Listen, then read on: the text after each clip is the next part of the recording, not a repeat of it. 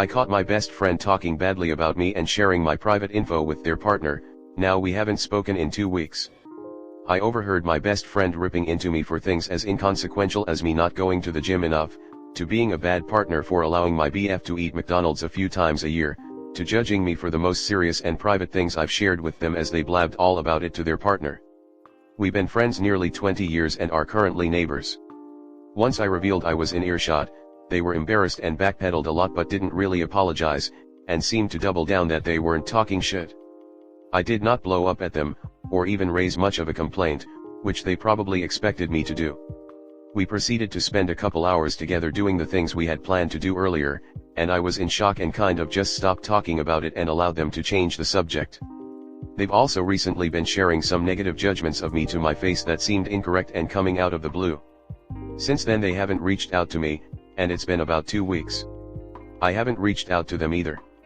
I've decided it was unforgivably shitty, that my trust is broken, that I have no idea if / how I could possibly keep being their friend. I know I had only heard the tip of the iceberg. They were so comfortable talking about me with a lot of hostility that I imagine it's something they've either always done or have been doing for a long time. Who knows how much my privacy has been breached and which sensitive things they've cast judgment on me for instead of being a compassionate friend like I've always tried to be for them. I have no idea how to broach the subject, and since we usually talk every single day, clearly they know something is wrong since they've chosen not to text me since that day. It's become obvious I'm going to have to be the one to reach out first. Over the past year, whenever I share with them how their passive-aggressive behavior makes me feel, they use it as an opportunity to unload on me negative assumptions about me that I have to correct, and it brings the focus off of them and onto me. I'm not willing to argue with them or defend myself at this point with what's happened. I want to open the conversation with boundaries about how or what we talk about so they don't turn it around on me, but I don't know how or what's reasonable while still giving them a chance to speak. Do I give them a chance to try to work things out, or is this friendship doomed? Should I wait for them to reach out first? Comment. I'm sorry for the loss of your friendship. But you will be better off without someone spewing negative energy into your life. It's sad. I too have long-ass friendships like this. But everything runs its course. It's okay to move on. You've got to for you. Don't let that energy into your life. Are friends that short in supply that you feel the need to broach things with this person, when you are the offended party? Being caught out chatting shit about you, their supposed best friend, should have prompted a grovel session on their part. That it didn't shows that they expect you'll forgive them, as you apparently always have. They've displayed their callous lack of respect for you far too publicly this time. Respect yourself and block their number, and when they reach out upon realizing you're no longer available to be their punching bag, which is a given with this type of person, you repeat their own rant about you and ask why they're seeking out the company of someone they at worst despise, or at best consider beneath them. Ask that, then go back to gray rocking their shit. Life is too short to be calling an obvious enemy your friend.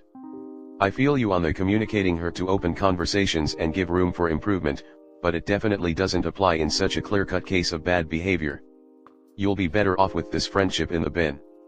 Their attitude issues, recurring and negative, abusive outlook on life is not your burden to bear or manage, and don't let anyone try to convince you of such in a bid to mend fences between you two down the line. 2 decades is a long time. It's a pity your ex-friend couldn't see the value of that. You'll be alright. Next story 2. How do I help my girlfriend with discipline and motivation without being toxic? So some background. My girlfriend and I are coming up on our year anniversary. I love this girl very much and I see going all the way with her, and she sees the same. We are both willing to work and change ourselves for the betterment of us as both individuals and together. We both just moved to college, and are doing long distance. I'm in FL, she's in New York. We are fundamentally different people, but I feel like it complements us well. For example, I am trying for a career in physics with the military and she is trying to become a Broadway actress. There are many differences in the ways we communicate, as I am a more intellectual communicator and she is more emotional, not saying she isn't as smart as me, just a difference in how we explain things, but we both have worked through this and gotten better at it together. I also want to say that generally I am super happy with her and this isn't a dire situation. However, there is one thing I am not sure how to approach, and that is her discipline. She tells me she wants certain things, and to do certain things to achieve those goals, but almost never commits to them. For example, I am what one could call a gym rat, and she just started to enjoy going to the gym and improving her health and physique. Right before we moved, she said she wanted to work on eating better and getting a steady schedule in the gym. I told her, if that is your goal, I want to support you through it all the way. Since moving to college, she has not yet found much time to go to the gym, gone maybe once or twice in several weeks, and is eating unhealthy snacks and meals regularly. I completely understand if she wants to live this way, that is perfectly normal and okay. However, I don't understand that she says she wants to accomplish the goal and then goes completely in the opposite direction. I also understand that being new in college can also affect this. Even though I had a personal break-in period adjusting to my new college schedule, I have found what works for me. She keeps saying she wants to make a schedule and block out time for studying and class and extracurriculars but has yet to do so. I know she has free time because she spends a lot of time doing entertainment activities, which is also completely okay, and I get that she needs to relax just like any other normal person. She has this habit not with just bigger things like health and planning college, but with smaller things like school assignments and getting to bed early too. I want her to accomplish the goals that she wants for herself. I want her to live her dream life. I don't want to be controlling or manipulative, but I feel like my concern is valid. One of my number one fears is to let this want for her turn into toxic controlling behavior. So how do I bring this up to her? Do I say anything at all?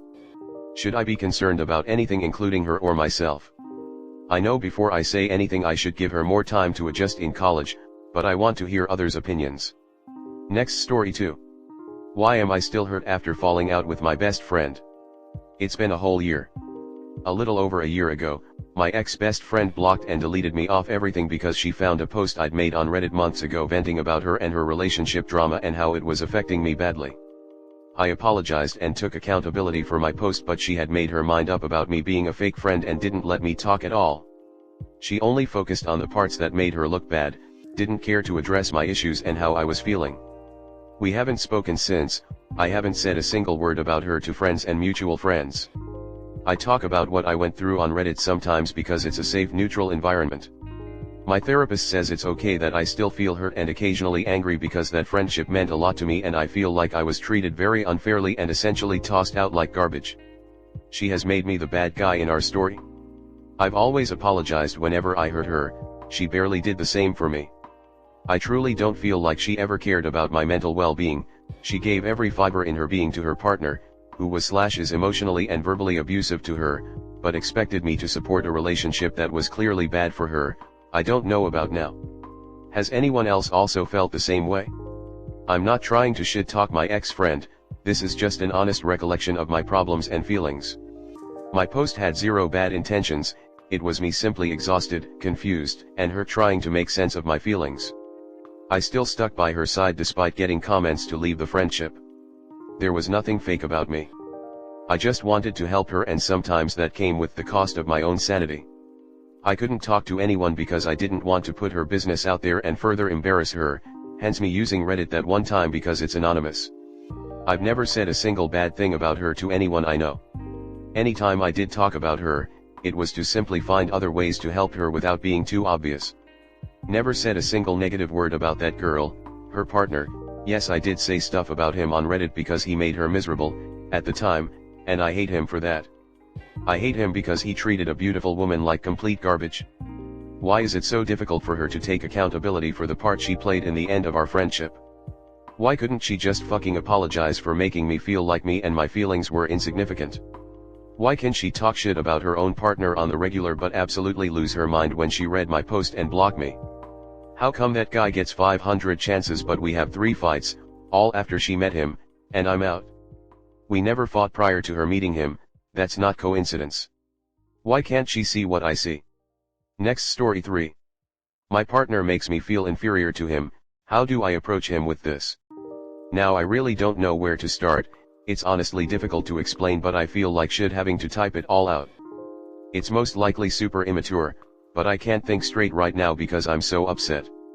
Me and my partner, let's call him Min, have been dating for a while now. The relationship was pretty fun and fresh at the beginning. We were best friends prior and romantic feelings slowly started to develop. Min is from a middle-class family, but in my view he's upper, and he's well off in terms of money and doesn't have to worry as his parents provide a lot. I'm living with my mother's ex-husband's grandparents as she left me a couple years ago when she got married. My grandparents are in middle class too, but they are most definitely not as well off as men. Note, neither of us have jobs. Our lifestyles are different from what we own, what we do, eat, etc. My grandparents are British white, so in terms of food, it's quite simple and limited. I don't mind it, but it takes a huge toll on my mental health because it makes me feel so unhappy. I try to cook meals for myself, but we're limited with ingredients and my grandparents are really stingy with money, which I understand. I usually skip out on meals because I know some of the foods they have aren't good for me, and I'm working out a lot, so it feels like a huge step back. There are a lot of times where my partner would joke about my lack of food at home.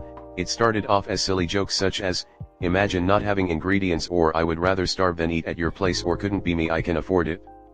And I know it sounds weird and silly, but to me it means a lot. I'm not open with what I eat because I struggled with an ED which I have only recently recovered from.